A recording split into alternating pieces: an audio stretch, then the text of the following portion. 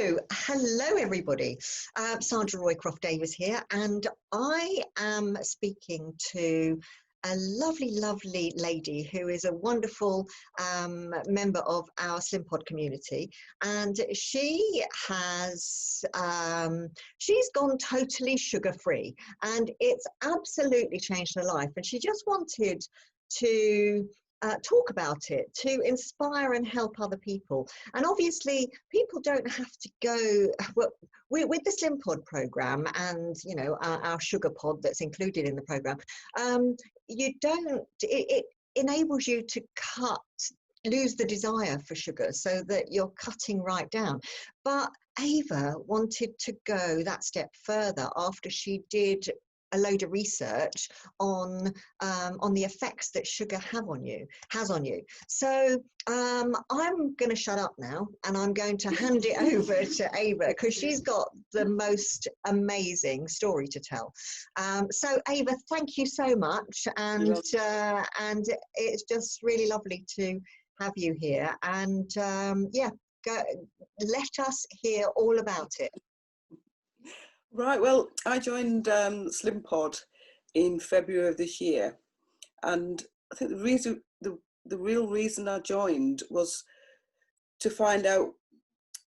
Well, obviously I wanted to lose weight. That was one of my issues, but also I wanted to be comfortable around food, and the main food for me was, like most of us, was sugar, and I love sugar. And so I wanted to get to the bottom of why I just crave sugar. I could eat sugar for breakfast, lunch, dinner and tea with no problem. And it started at an early age when I just always ate sugar. Coming from a big family, it wasn't allowed. My mum couldn't afford to give us loads of sugar. So when I got to an age of about 16 and I could buy my own sugar, sweets, cakes, biscuits, you name it, I bought it. And I've never been massively overweight. I've always been pretty active, but I got to around about 30 and started to fill out. And again, it was more or less the sugar and the sweet foods that I was eating. I've had loads of fillings because of the effects of sugar. And going through the years, I've never really bothered. I've just thought, oh, I'm not bad. It's just a little bit here and there. And so when I started Slimpod, I like the idea of the thinking behind Slimpod, and listening to the pods, how it made you relax and just go deep within. Previous years I did a course on hypnotherapy, right, and I liked that because that was, again, I did a 12 months diploma in that, and I thought that might have helped me get through the sugar, but it never did. I did a 12 months course, and that was about 3 years ago. And so when I joined Slimpod, I didn't know what to expect. Really didn't know what to expect. But I was shocked what effect it had on me. And I think during the first few weeks, I was just listening and writing my wins down, and I just something just hit about week 6. And as I said to Sandra before, a lot of us think it was said the sugar pod, don't listen to it, or there was a lot of negative sides to it, saying that it's people that listened to it, they went off and ate loads of sugar, wanted cravings for sweets and sugar. So I was a bit scared, but honestly, I think it was a mindset, because I was determined that I wanted to get to the bottom of why I wanted to eat so much sugar. And I listened to it morning, morning and at night. And about the second week, I thought, right, I can do this. I really can do this. And so I just thought, I've got to go into this. I've got to just stop There was no sort of every other day or a bag here or a chocolate bar here or a biscuit here, because I'm a sort of person that if I open a packet of biscuits, chocolate especially, I would eat the whole packet, believe you me. And you know, when I bought sweets, bags of sweets, it wasn't a little bag. It was always a family-sized bag, and I could eat the whole lot and crave more. And that really worried me. So, as I say, the second week of listening to Sugar Pod, something just hit, and I just thought, I'm getting up tomorrow morning, 14th of June this year, 2020, and I'm not eating sugar again. And day one went by, and it was great. I was always thinking it was that little niggle's going to come on my shoulder and say, no, you can just have a little bit or a little bit. So what I did within the first couple of weeks, I had dates. I had a couple of dates. Right. Dates are really high in sugar, but it's better than having a bar of chocolate. So I was having a couple of dates, a couple of handfuls of currants, and a couple of handfuls of apricots. But then I found, going from 2 dates, next day I wanted to have 4. And I thought, oh, here we go, I'm going back up again. So after a week, I cut the lot, just said no. And I did a lot of research, reading up on the sugar, and it's frightening. And I really urge any one of you that wants to reduce your sugar, cut it out, whatever, you've got to do your research, because there's a big sugar debate. It's huge, and there's so much stuff about it. When you read it, it really shocked me. It really shocked me into really wanting to do this, permanently. So I introduced berries, raspberries, blueberries, strawberries. All I used to eat was low fat yogurts, low fat milk. Can you believe in skim milk, there's more sugar in skim milk than there is in full fat milk? Gosh.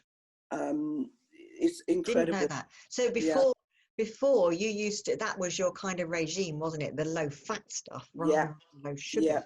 Yeah. I'd have 2 or 3 yogurts a day, thinking, oh, the yogurt's really great. It's healthy.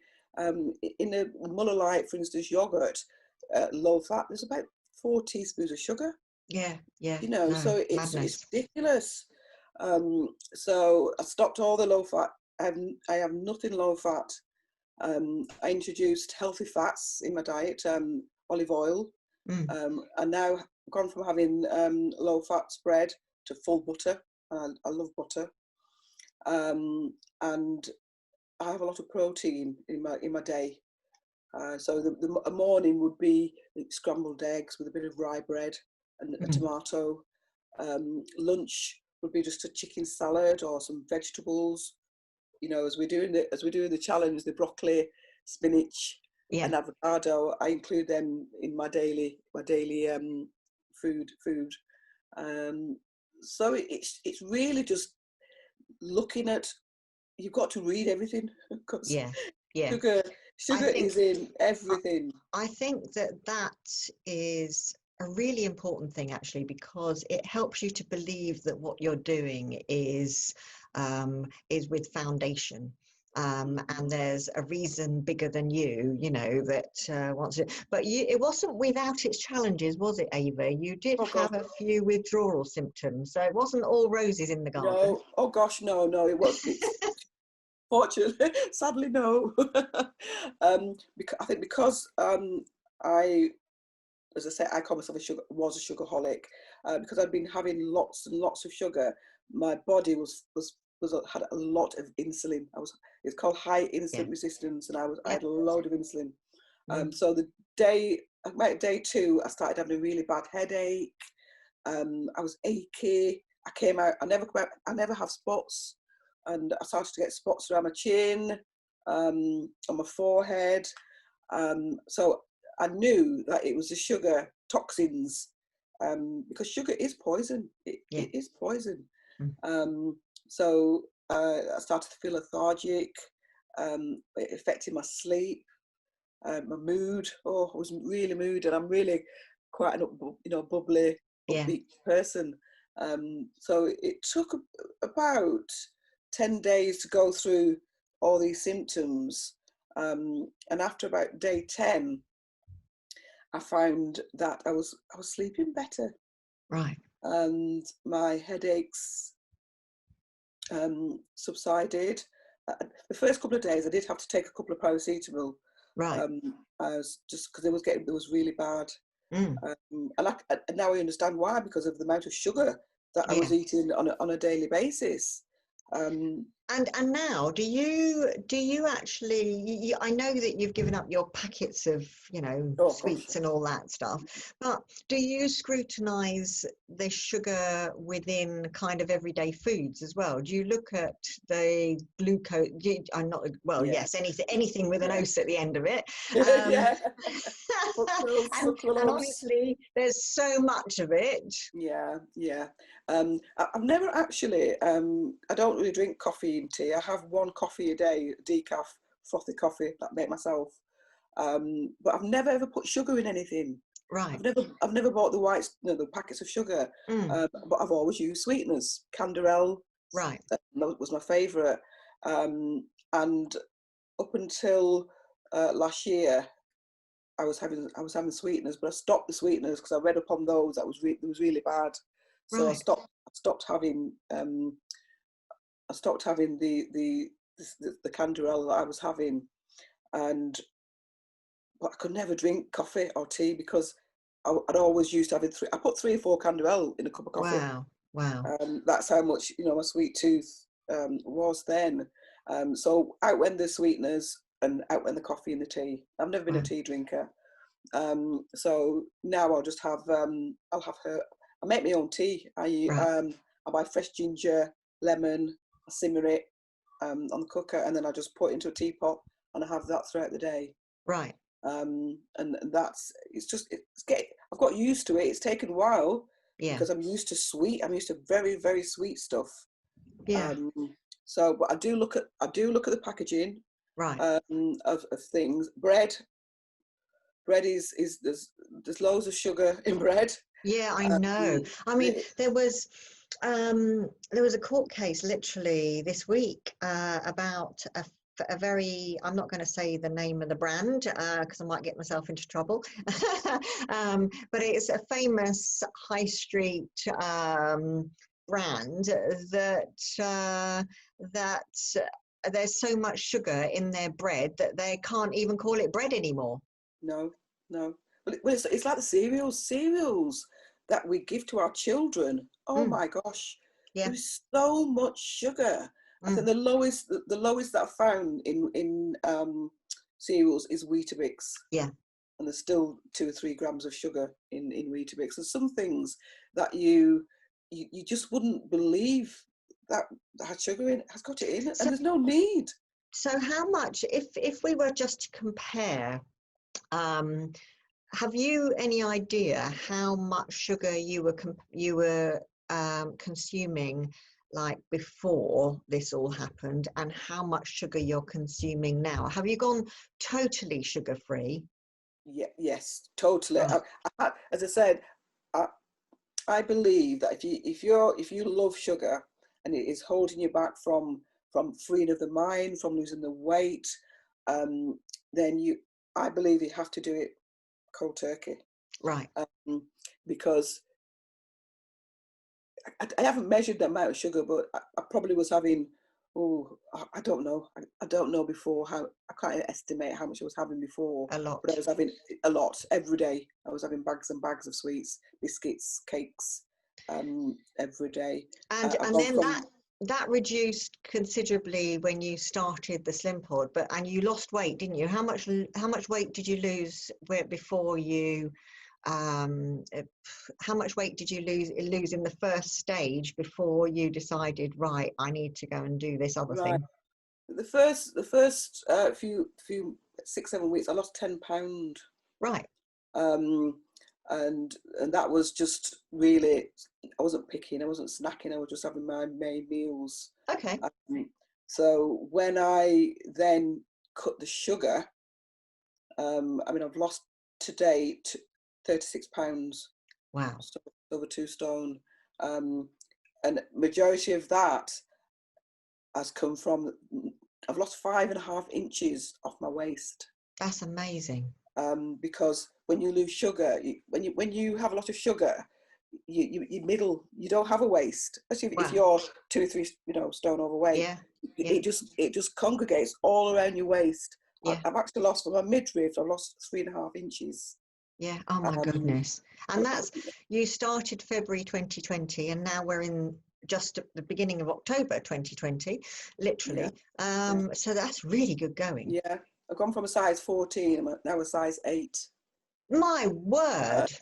Yeah, a size 8, because I'm not only losing the actual weight, the inches.